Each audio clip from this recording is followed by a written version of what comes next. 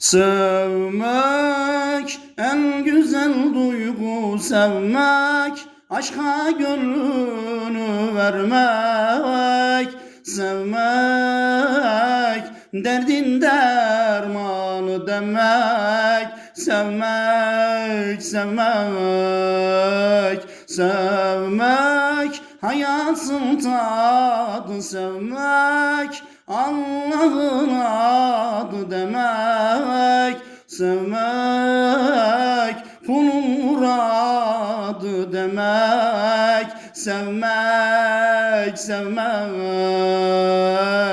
Kalbimizde sevgiye, aşka yer vermeliyiz. Kucak açıp dostluğa, sevip sevilmeliyiz. Sevmek,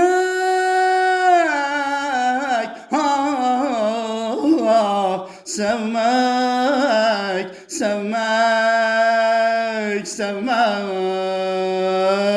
sevmek karanlığın sonudur, neşe huzur doludur. Sevmek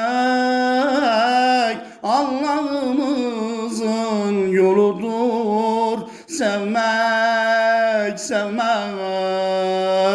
sevmek en güzel duygu, sevmek sevilip sevebilmek, sevmek derdin dermanı demek, sevmek, sevmek. Kalbimizde sevgiye, aşka yer vermeliyiz. Kucak açıp dostluğa, sevip sevilmeliyiz. Sevmek,